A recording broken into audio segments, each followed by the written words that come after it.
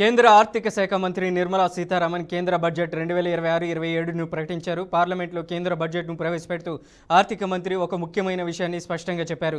ప్రభుత్వం ప్రజల అవసరాలను విస్మరించకుండా ఆర్థిక క్రమశిక్షణను పాటిస్తూ ముందుకు సాగుతుందని స్పష్టం చేశారు. 2026-27 ఆర్థిక సంవత్సరానికి గాను మొత్తంగా 53.5 లక్షల కోట్ల కేంద్ర బడ్జెట్ను ప్రవేశపెట్టారు. మొత్తం రెవెన్యూ వసూళ్లను 35,33,150 కోట్లుగా అంచనా వేశారు. మూలధన వసూళ్లు 18,14,165 కోట్లు ఉండబోతున్నట్లు తెలిపారు.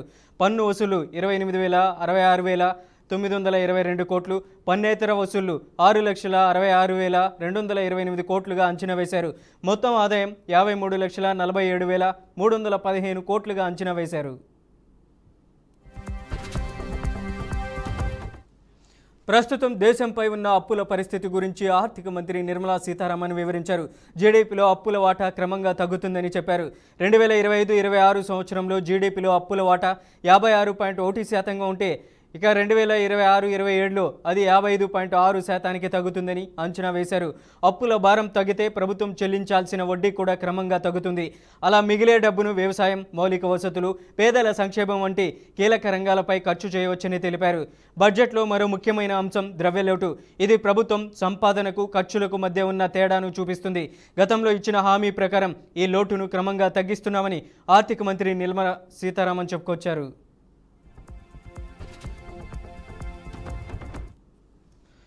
ఇక 2025-26లో జీడీపీలో ద్రవ్యలోటు 4.4% ఉంటుందని అంచనా వేస్తే 2026-27లో దాన్ని 4.3%కి తగ్గించాలని లక్ష్యంగా పెట్టుకున్నారు. అంటే ప్రభుత్వం అప్పుల మీద ఆధారపడడం తగ్గించే దిశగా అడుగులు వేస్తుందన్నమాట. గత ఆర్థిక సంవత్సరానికి సంబంధించిన సవరించిన అంచనాల గురించి ఆమె వివరించారు. 2025-26లో ప్రభుత్వం అప్పులు తీసుకోకుండా పొందే ఆదాయం సుమారు 34 లక్షల కోట్ల రూపాయలుగా ఉంటుందని చెప్పారు. ఇందులో కేంద్రానికి వచ్చే నికర పన్ను ఆదాయం 26.7 లక్షల కోట్ల రూపాయలు. అదే సమయంలో మొత్తం ప్రభుత్వం ఖర్చు సుమారు 49.6 లక్షల కోట్ల రూపాయలుగా ఉంటుందని అంచనా. ఇందులో మౌలిక సదుపాయాలు, అభివృద్ధి పనుల కోసం పెట్టే మూలధన వ్యయం సుమారు 11 లక్షల కోట్ల రూపాయలని మంత్రి తెలిపారు. కేంద్ర బడ్జెట్ వెలువడిన అనంతరం రాజకీయ నేతలు, పారిశ్రామికవేత్తలు, ఆర్థిక నిపుణులు తమ అభిప్రాయాలను పంచుకున్నారు. ప్రతిపక్ష నేతలు ఈ బడ్జెట్ను వాస్తవాలకు దూరమని విమర్శించారు. నిరుద్యోగంతో పాటు సామాన్యుల సమస్యలను ప్రభుత్వం విస్మరించిందని ఆరోపించారు. కాగా ప్రధాని మోదీ బడ్జెట్పై హర్షం వ్యక్తం చేశారు. నిర్మలమ్మ బడ్జెట్ ఎంతో బాగుందని ప్రధాని కితాబిచ్చారు. For enhancement of construction and infrastructure equipments will be introduced to strengthen domestic manufacturing of high value and technologically advanced CIE. This can range from lifts in a multi-storied apartment or firefighting equipment in multiplexes, large or small, and to tunnel boring equipments for building metros and high-altitude roads. I also propose a scheme for container manufacturing to create a globally competitive container manufacturing ecosystem with a budgetary allocation of 10,000 crores over a 5-year period. Nirmala ji ने कहा है, यह युवा शक्ति budget है। उसमें युवा की सोच भी है, युवा के सपने भी हैं, युवा का संकल्प भी है और साथ साथ युवा की गति भी है। बजट में जो प्रावधान किए गए हैं उससे अलग अलग सेक्टर्स में लीडर्स, इनोवेटर्स और क्रिएटर्स तैयार होंगे। मेडिकल हब्स के निर्माण से, एलाइड हेल्थ प्रोफेशनल्स के माध्यम से, ऑरेंज इकोनॉमी यानी ऑडियो विजुअल गेमिंग को बढ़ावा देकर, पर्यटन को प्रोत्साहन देकर। सबसे पहले मैं प्रधानमंत्री मोदी जी के मार्गदर्शन में तैयार एवं वित्त मंत्री निर्मला सीतारमण जी द्वारा प्रस्तुत इस शानदार बजट के लिए उन्हें हार्दिक बधाई देता हूं और मैं मानता हूं कि यह जन भावनाओं और जन अपेक्षाओं पर खरा उतरने वाला यह बजट है। साथ ही यह बजट प्रधानमंत्री जी के आत्मनिर्भर भारत और विकसित भारत 2047 के संकल्प को सशक्त आधार देता है, जिसमें समाज के सभी वर्गों के उत्थान के लिए समुचित प्रावधान किए गए हैं और इस बजट में रक्षा क्षेत्र के लिए 7.85 लाख करोड़ रुपए का प्रावधान किया गया है। मैं इसके लिए भी प्रधानमंत्री मोदी जी का हृदय से आभार व्यक्त करता हूं। ऑपरेशन सिंदूर की ऐतिहासिक सफलता के बाद आए इस बजट ने देश की रक्षा व्यवस्था को और मजबूत बनाने के हमारे संकल्प को सुदृढ़ किया है। यह आवंटन पिछले वर्ष की तुलना में 15% से भी अधिक है। इलेक्ट्रॉनिक्स एंड आईटी में सेमीकंडक्टर का मिशन का सेकेंड वर्जन सेमिकॉन 2.0, जिस तरीके से सेमिकॉन 1.0 ने भारत में एक बिल्कुल नई इंडस्ट्री, फाउंडेशनल इंडस्ट्री एक नई बनाई है, और जिस तेजी से इकोसिस्टम डेवलप हो रहा है उसी मोमेंटम को मेंटेन करते हुए सेमिकॉन 2.0, जिसमें एक बहुत बड़ा फोकस दिया जाएगा जो मशीनें यूज़ होती है सेमीकंडक्टर को मैन्युफैक्चर करने में, उन मशीनों को भारत में डिज़ाइन करें, भारत में मैन्युफैक्चर करें, और साथ ही साथ जो मटेरियल्स यूज़ होते हैं सेमीकंडक्टर के मैन्युफैक्चरिंग में, उन मटेरियल्स को भारत में मैन्युफैक्चर करें, और डिज़ाइन का बहुत बड़ा इकोसिस्टम बने, और टैलेंट के लिए जो काम अभी तक हुआ है उसको और भी बेहतर बनाए। मोदी सरकार के पास अब नई आइडिया खत्म हो गई है। ये बजट भारत की कहीं अधिक आर्थिक, सामाजिक और राजनीतिक चुनौतियों के लिए एक सवाल होके बैठा है, और खास करके ये बजट गरीब तबके के लिए इसमें कुछ नहीं है। इन्फ्लेशन कंट्रोल करने के लिए भी इनका कोई समाधान, सकारात्मक कोई सलाह या कोई कदम उन्होंने नहीं दिखाया। आर्थिक इकोनॉमिक सर्वे का जो ये दिखाता है कि व्यापार में अनिश्चितता भारत के लिए एक प्रमुख चुनौती बताता है। Railway budget 2009 I placed the budget. There you will see I have mentioned about Dankuni and Amritsar. That is not there, pending about these 15 years. Number 2, regarding 3 corridors they announced. We have already announced 6 economic corridors. It will include Dankuni to Bardhaman, to Bakura, to Durgapur, to Purulia. Other is Kalyani to Bardhaman, Birbhum, Malda, Siliguri, Kuchbihar. Other we have announced 6 economic corridors which will cover throughout the country, throughout the state. So what they said about 3 corridors, that is absolutely a garbage of lies, blatant lies. ఈరోజు కేంద్ర ప్రభుత్వం ప్రవేశపెట్టిన budget ఒక very well balanced, అదే మరిగా ఇది ఒక forward looking budget. ఇది ఏదైతే భారత ప్రజలందరూ కూడా ఫాస్ట్ గ్రోయింగ్ ఎకానమీ మీద ఎన్నో యాస్పిరేషన్స్ పెట్టుకున్నారు, దాన్ని రిఫ్లెక్ట్ చేసే విధంగా ఈరోజు బడ్జెట్ వచ్చింది. ఇటీవల ఒక historic FTA with European union మనం చేసుకున్నాం. దాన్ని కూడా ఇప్పుడు మనం బడ్జెట్ చూస్తే అది కూడా అచీవ్ చేసే పరిస్థితిలో, అదే మరిగా భవిష్యత్తులో సెల్ఫ్ రిలయన్స్, MSMEలు ప్రమోట్ చేయడంలో, స్ట్రెంగ్తన్ చేయడంలో ప్రముఖ పాత్ర వహించే పరిస్థితి వస్తుంది. ప్రభుత్వమే ముందుకు వచ్చి స్పోర్ట్స్ మీద ముందుకు పోతామని చెప్పినప్పుడు మీరు అఫోర్డబుల్ స్పోర్ట్స్ గూడ్స్ రంగంలోనే ముందుగా గుర్తు రావాల్సింది తెలంగాణ. అన్ఫార్చునేట్లీ వాళ్ళు అనౌన్స్ చేసిన దాంట్లో ఎక్కడ తెలంగాణ కనపట్టలేదు. సాఫ్ట్వేర్ ఇండస్ట్రీయో లేకపోతే ఇతరత్ర ఉన్నటువంటి ఇక్కడ టాలెంటెడ్ యూత్, లేకపోతే గవర్నమెంట్ ఎప్పటి నుంచో గేమింగ్ దాని మీద దృష్టి పెట్టి ప్రత్యేకంగా భూములు కేటాయిస్తూ ఆ సెక్టార్ని అభివృద్ధి చేయటం, వీటన్నిటి దృష్ట్యా ఇవాళ Hyderabad has become a main centre for orange economy.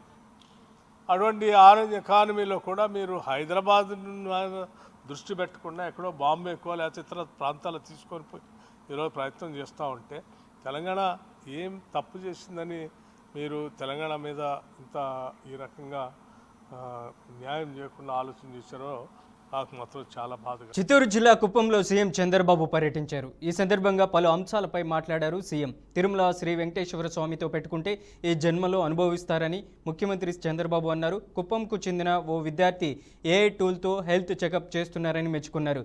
Rayalaseema highest agriculture చిరునామాగా తయారైందన్నారు సీఎం చంద్రబాబు. వెంకటేశ్వర స్వామి నాకు కులదైవం, నేను ఆరాధించే దేవుడు, నేను నమ్మే దేవుడు. No second thoughts. నేను ఎక్కడ అపచారం మీరు ఇన్నేళ్ళు చూశారు.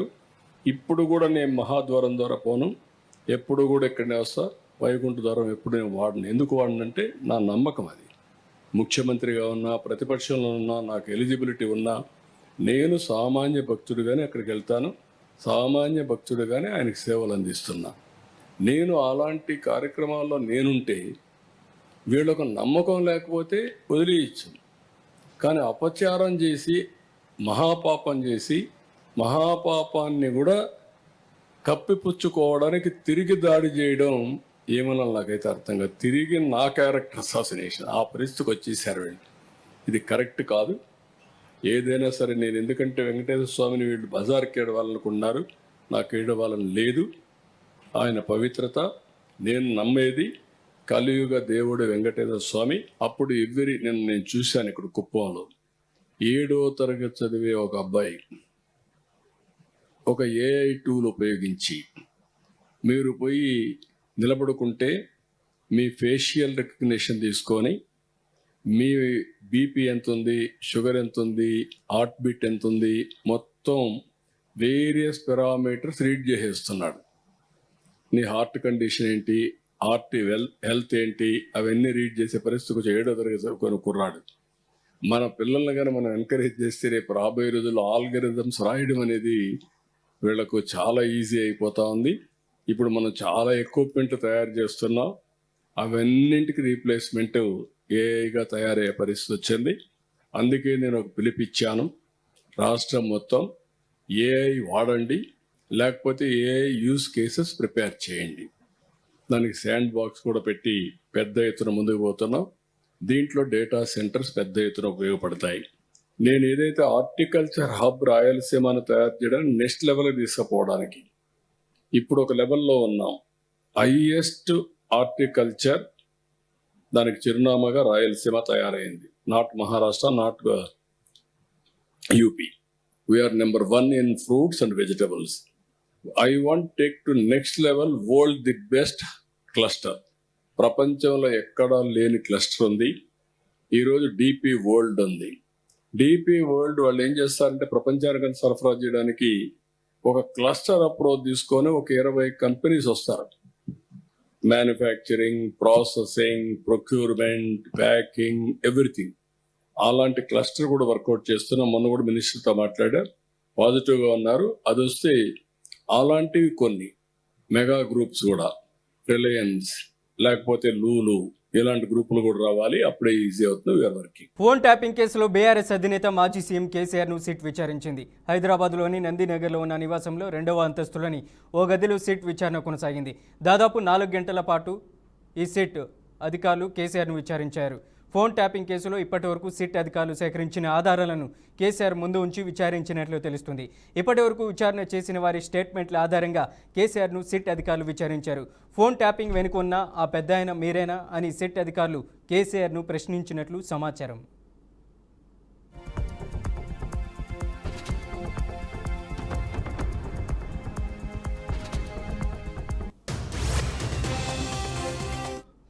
Madhapur DCP Ritiraj, IPS Vijay Kumar, IPS Narayana Reddy, additional ఎస్పీలు అరవింద్ కుమార్, కేఎస్ రావు కేసీఆర్ను ప్రశ్నించారు.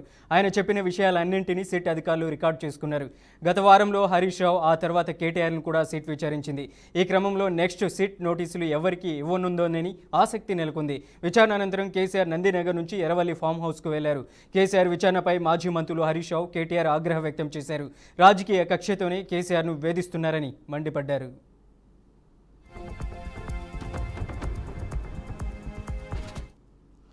ఇక కేసీఆర్ విచారణ మొదలైనప్పటి నుంచి రాష్ట్ర వ్యాప్తంగా బీఆర్ఎస్ శ్రేణులు తీవ్ర నిరసనలు చేశారు. ఈ క్రమంలో హైదరాబాద్లోని తెలంగాణ భవన్ వద్ద పలుమార్లు ఉద్రిక్త పరిస్థితులు నెలకొన్నాయి. సీఎం డౌన్ డౌన్ అంటూ ప్రభుత్వానికి వ్యతిరేకంగా నినాదాలు చేయడం, సీఎం నివాసాన్ని ముట్టజెప్పేందుకు ప్రయత్నించడంతో సీఎం రేవంత్ రెడ్డి నివాసం వద్ద పోలీసులు పటిష్ట బందోబస్తును ఏర్పాటు చేశారు.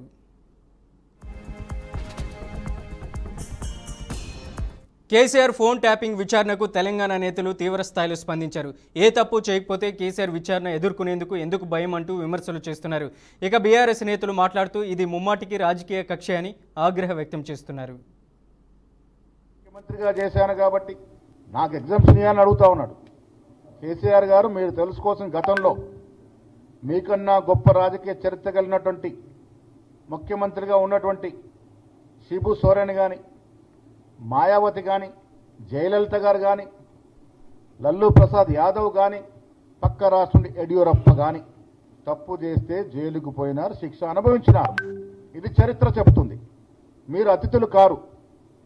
మీరు చేసింది అత్యంత హేయమైనటువంటి ఫోన్ ట్యాపింగ్ అనేది అత్యంత ఘోరమైనటువంటి నేరం.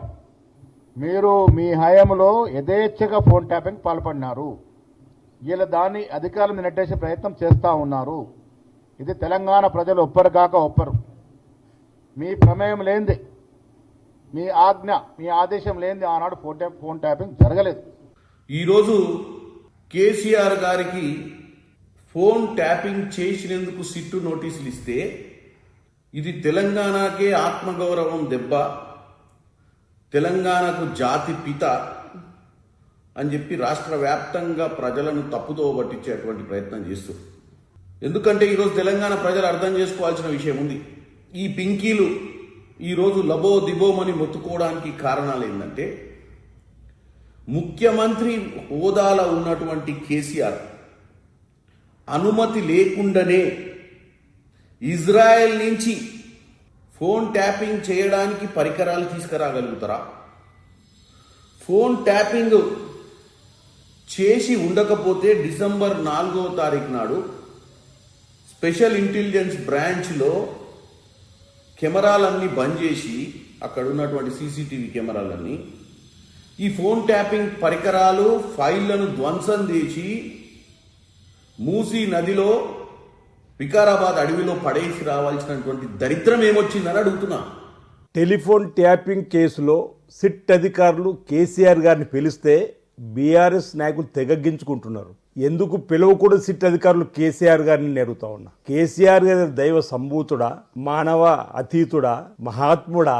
తప్పు చేస్తే ఎంతటి వారినైనా చట్టం ముందు నిలబెట్టాల్సిందే, నిలబడిస్తుందని చెప్పని మన చట్టాన్ని గౌరవించాల్సింది పోయి తమ నీచపు పనులతో భ్రష్టు పట్టించి రాష్ట్రాన్ని సర్వనాశనం చేసిన దానికి ప్రజలకు క్షమాపణ చెప్పాల్సింది పోయి ఇలాంటి నీచపు పనులు, దుర్మార్గమైనటువంటి పనులు చేసి ఆ మూటాకు నాయకుడిగా ఉన్నటువంటి కేసీఆర్ సిట్టు పిలిస్తే ఎందుకు నానా యాగి చేస్తున్నారని అడుగుతా ఉన్నా. చేసిన తప్పులు సరిదిద్దుకునే ప్రయత్నం చేయకుండా, నిజాలను జరిగిన పొరపాటును సిట్ అధికారుల ముందు, చట్టం ముందు చెప్పే ప్రయత్నం చేయకుండా ఎందుకు ఈ డొంక తిరుగుడు సమాధానం చెప్పని నేను అడుగుతా ఉన్నా. ఇంత భయపడిపోతున్నాడు, గుమ్మడికాయ దొంగంటే భుజాలన్నా జరుపుకున్నట్టు భయపడిపోతున్నాడు. తప్పు చేసింది కాబట్టి, రెడ్ హ్యాండెడ్గా ప్రభుత్వానికి దొరికిపోయింది కాబట్టి ఏం చేయాలన్న ఆలోచనతో ఈరోజు ఏదో విధంగా దీన్ని మేము సెంటిమెంట్గా మలుచుకోవాలని దురుద్దేశంతో ఉన్నారు. ఏదేమైనా కూడా ప్రభుత్వం, చట్టం దాని పని చేసుకుంటూ పోతుంది. మేము వ్యక్తిగతంగా ఇట ఏ ఒక్క రాజకీయ పార్టీని ఇబ్బంది పెట్టే ఉద్దేశం ప్రభుత్వంలో ఉన్నటువంటి కాంగ్రెస్ ప్రభుత్వానికి ఉన్నట్టయితే ఇలా 2 సంవత్సరాలు ఎవరు రోడ్డు మీద తిరగరు. మీరు చేసినటువంటి తప్పులకు, ఈ 2 సంవత్సరాలు మీరు చేసిన, 10 సంవత్సరాలు మీరు చేసిన తప్పులకు మీ మంత్రులు కానీ మీరు చేసిన తప్పులకు ఎన్నడూ ఇబ్బంది పెట్టే కార్యక్రమం చేపడతాం. మేము ఆ విధమైనటువంటి ఆలోచన మాకు ఏం లేదు. ప్రజాస్వామ్యం లోపల ప్రభుత్వం ఉండాలి, ప్రధాన ప్రతిపక్ష పార్టీ ఉండాలి. ఆ విధంగా ప్రభుత్వాన్ని నడుపుతున్నాము.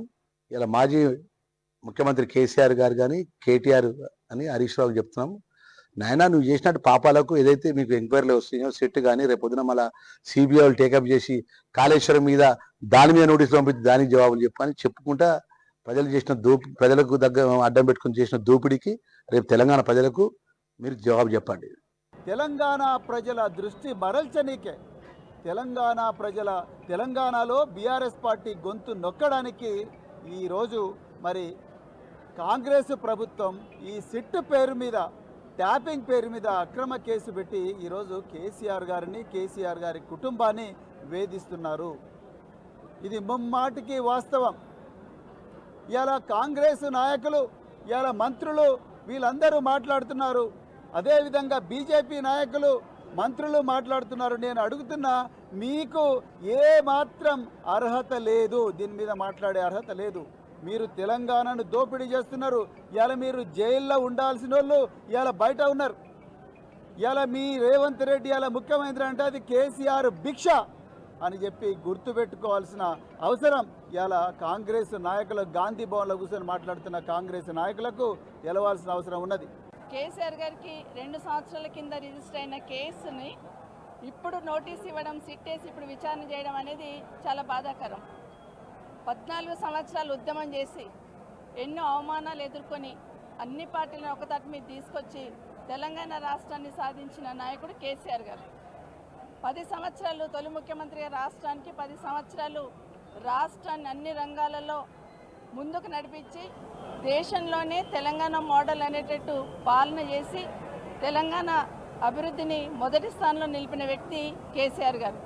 10 సంవత్సరాలు జరిగిన అభివృద్ధిని నిన్నగాక మొన్న కేంద్ర ప్రభుత్వంలో ఎకనామిక్ సర్వే రూపంలో ఏ విధంగా రిజల్ట్స్ వచ్చినాయి అనేది స్పష్టంగా భారతదేశానికి, ముఖ్యంగా తెలంగాణ రాష్ట్రంలోని ప్రభుత్వానికి కనువిప్పు కలిగేటట్టు ఎకనామిక్ సర్వే రిపోర్ట్ రావడం జరిగింది. ఒక్కొక్క రంగాన్ని ఎంచుకొని ఏపీలో రాజకీయ కక్షలు ఒక్కసారిగా వేడెక్కాయి. నిన్న అంబటి ఇంటిపై దాడి చేసిన టీడీపీ కార్యకర్తలు అంతటితో ఆగకుండా ఇవాళ మరో మాజీ మంత్రిపై దాడికి పాల్పడ్డారు. కృష్ణా జిల్లా ఇబ్రహీంపట్నంలో ఉన్న జోగి రమేష్ ఇంటిపై దాడి చేశారు. ఏకంగా పెట్రోల్ బాటిల్కు నిప్పుపట్టి జోగి ఇంట్లోకి విసిరారు. దీంతో ఒక్కసారిగా ఉద్రిక్త పరిస్థితులు నెలకొన్నాయి. ఇంటిపై దాడి చేసిన సమయంలో జోగి రమేష్ తిరుపతిలో ఉన్నారు. కాగా జోగి రమేష్కు ఫోన్ చేసిన జగన్ పరామర్శించారు.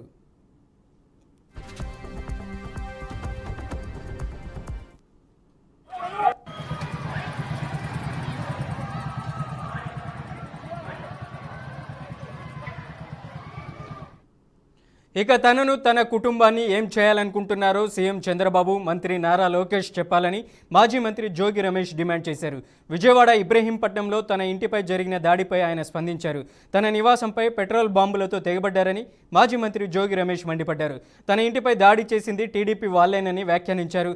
సీఎం చంద్రబాబు, మంత్రి నారా లోకేష్ సారథ్యంలోని విజయవాడ చుట్టు ప్రాంతాల రౌడీలు, బ్లేడ్ బ్యాచ్లు, గంజాయి ముఠాలను దింపి తన ఇంటిపై దాడి చేయించారన్నారు. ప్రభుత్వంలో ఉన్న వాళ్లే ప్రజాస్వామ్యాన్ని కూని చేస్తున్నారని జోగి రమేష్ ఆరోపించారు. కల్తీ లడ్డూ గురించి సిబిఐ ఇచ్చిన రిపోర్టు గురించి మాట్లాడారు. దానికి పేటరేగిపోతా ఉన్నారు. నిన్న మాట్లాడిన నేను ఏం చెప్పా, కల్తీ తెలుగుదేశం పార్టీయే కల్తీ అని చెప్పిన వాస్తవే కదా. చంద్రబాబు నాయుడు గారి పార్టీ అది, ఎన్టీ రామారావు గారి పార్టీని లాక్కున్నాడు అని మాట్లాడాం. లోకేష్ ఒళ్ళు తగ్గింది, కొవ్వు తగ్గింది, కానీ బుర్ర పోయింది, చిపోయి తప్పే ఉంది. ఇవన్నీ కూడా వాస్తవాలే కదా. ఇటువంటి రాజకీయాల్లో మేమేదో చెయ్యకూడని తప్పు చేసినట్టు అనకూడన మాట మా నాయకుని మీరు అంబనాభూతులు తిట్టలేదా? ఘోరంగా మాట్లాడలేదా? ఆ రోజు మేము ఇటువంటి పనులు చేసామా? ఇల్లు తగలబెట్టామా? ఇవన్నీ కూడా రాష్ట్ర ప్రజలు గమనిస్తా ఉన్నారు.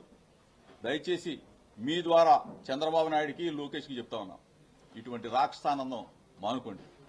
ఇటువంటి దుర్మార్గపు క్రీడకి మీరే దానికి సరిచేయండి. అంతేగాని ఇట్లానే మీరు ఇల్లు తగలబెట్టుకుంటా పోతాం, లేకపోతే మాట్లాడిన వాళ్ళన్నా గొంతు నొక్కేస్తాం, మాట్లాడే వాళ్ళని జైల్లో పెట్టేస్తామంటే మా గొంతుకుని మీరు ఆపలేరు. అంబటి రాంబాబు నివాసాన్ని వైసీపీ కీలక నేత సజ్జల రామకృష్ణారెడ్డితో పాటు పలువురు నేతలు పరిశీలించారు. అంబటి రాంబాబు భార్య, కూతుర్లను సజ్జల రామకృష్ణారెడ్డి పరామర్శించారు. ఇంటిని, పార్టీ కార్యాలయాన్ని పరిశీలించారు. ఈ సందర్భంగా సజ్జల కీలక వ్యాఖ్యలు చేశారు. అసలు రాష్ట్రంలో ఏం జరుగుతుందని ఆందోళన వ్యక్తం చేశారు.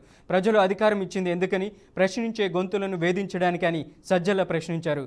అంబటి మాట జారానని ఆయనే ఒప్పుకున్న దౌర్జన్యం చేస్తారని ఆగ్రహం వ్యక్తం చేశారు. నిన్న ఓ డిఎస్పీ ఇక్కడ అంటుంటే నేను వీడియోలో చూశాను, ఆశ్చర్యపోయినా. అభిమానులు అన్నాక ఆ మాత్రం వస్తారబ్బా, కొంచెం ఓపిక పట్టండి, వాళ్ళు అలసిపోయినాక మేము ప్రశాంతంగా అందరినీ సర్దుతామని.